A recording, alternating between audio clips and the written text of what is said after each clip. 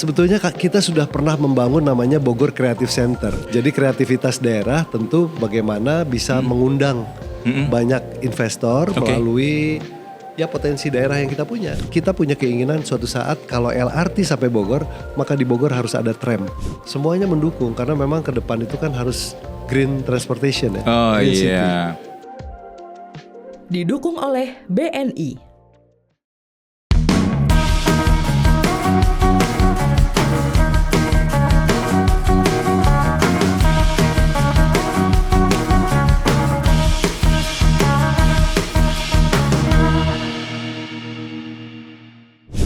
Cuan Iki kali ini pertama kali mendapat tamu dari kepala daerah dan tidak jauh-jauh dari Jakarta, dari Bogor, kota penyangga. Konon katanya kota yang penuh dengan angkot, tapi seperti apa nanti kita bahas cuannya dengan Pak Dede Rahim, Wali Kota Bogor. Apa kabar Pak Dede? Alhamdulillah, Don Cuan. Ya, Pak Dede ini juga pakai tutup kepala seperti Don Cuan, jadi kita... Ya, kalau ini khas namanya Bogor ya Pak? Totopong. Totopong khas Sunda ya. Khas Sunda. Khas Sunda ya. Tapi kan ada beberapa yang berbeda di setiap daerah. Apa ini khas Bogor atau hampir sama-sama? Saya sih cara mengikatnya ada berbagai macam ya. Mungkin lebih dari 20 macam cara mengikat. Ya. Tapi secara umum kita sebutnya totopong. Totopong. Atau ikat ya. Ikat. Nah, ini pakai ikat. Nah, kalau berbicara ikat, berbicara tentang belangkon seperti ini Jogja Solo. Kalau ini saya yang pakai belangkon Jogja, itu berbicara tentang ekonomi kreatif.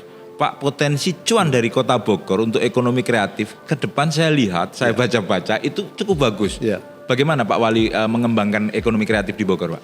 Ya, pertama potensi anak-anak muda Bogor ya, yang tentu mereka juga merasa sebetulnya bagian dari Jakarta sebetulnya ya. Bagian dari Jakarta. Bagian dari Jakarta. Karena memang dari sisi jarak tidak jauh. Pendidikan juga mereka bisa peroleh dari lingkungan di sekitaran Jabodetabek ya, dan pengalaman-pengalaman mereka untuk bisa berkiprah di Jakarta kemudian mereka bawa ke Bogor. Kemudian di Bogor mereka membuat semacam kelompok-kelompok yang biasanya ada kaitan dengan bagaimana membangun ekonomi kerakyatan ya. Ekonomi kerakyatan. Melalui kepandaian mereka, melalui keahlian mereka dan melalui pengalaman mereka di bidang ekonomi kreatif. Dan jadi, pemerintah Kota Bogor membuka luas untuk itu Pak? Alhamdulillah sebetulnya kita sudah pernah membangun namanya Bogor Creative Center. Pada saat itu kita dibantu oleh Provinsi Jawa Barat. Namun belakangan ini provinsi punya keinginan lain. Si Bogor Creative Center ini menjadi bagian dari kantor Samsat Jawa Barat. Oh gitu ya? Ya, tetapi kita tidak patah semangat.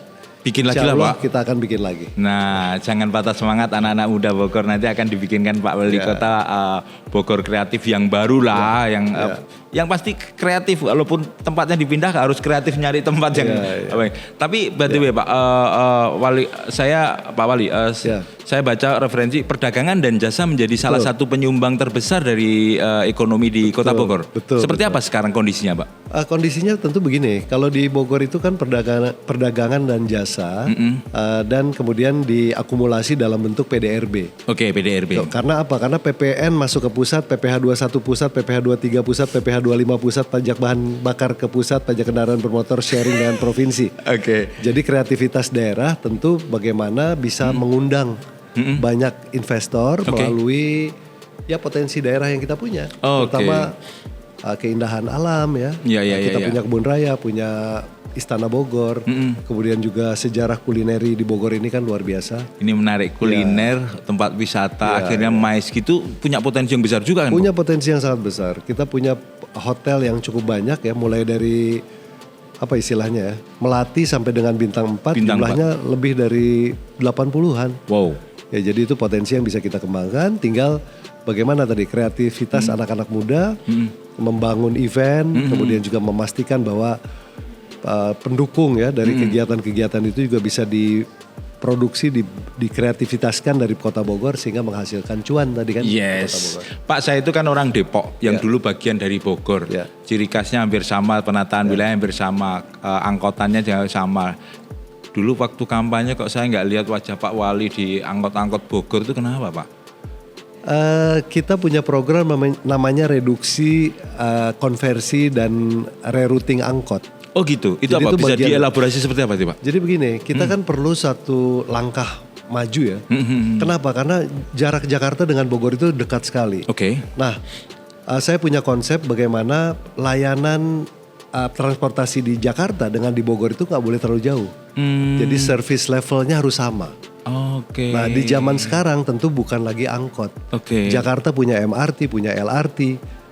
40 menit dari Bogor ke Halim bisa naik bus. Iya. Ya kan? Nggak mungkin kita masih mempertahankan angkot sebagai transportasi publik di Bogor.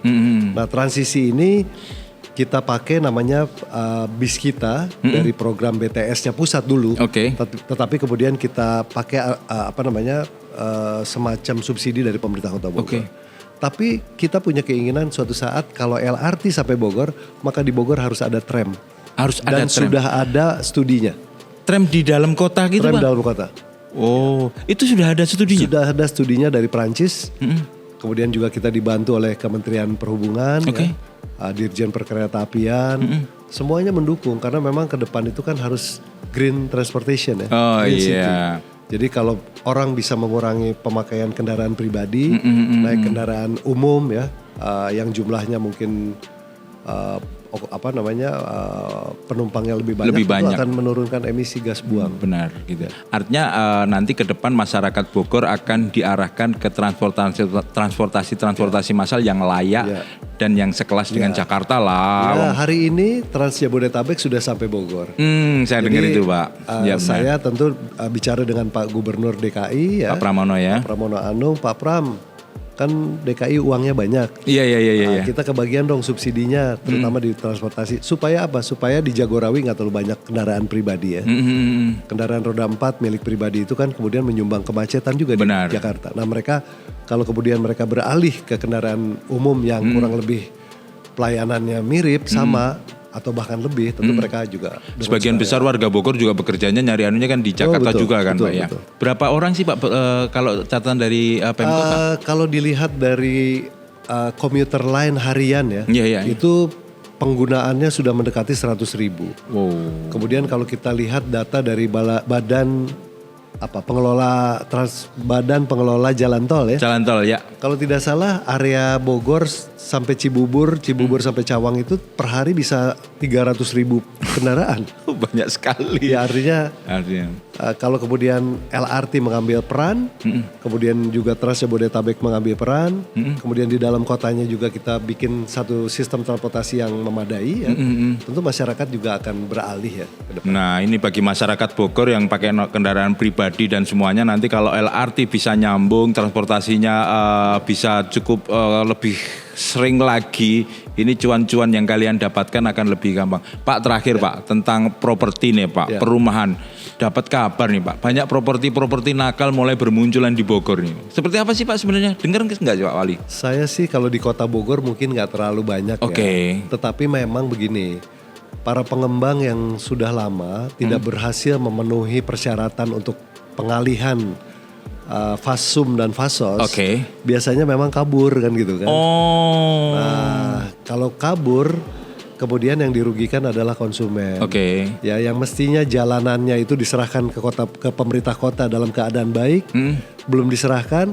Kemudian sampai dengan hari ini jalannya bolong-bolong. Oke. Ya, masyarakat kan dirugikan. Iya ini Jadi pengembang memang menjadi kunci. Dan tentu harus ada pengembang yang bagian dari penataan kota Bogor ya Pak ya. Nah pengembang-pengembang yang nakal ini janganlah. Ini kasihan juga masyarakat dan Bogor harus ditata lebih baik lagi agar cuannya Bogor itu lebih banyak lagi. Pak Wali terima kasih waktunya. Semoga ini menjadi cuan-cuan kita semua, cuan masyarakat Bogor, cuan pemerintah kota Bogor. Yang pasti jangan ngomong cuan tanpa don cuan. Didukung oleh BNI.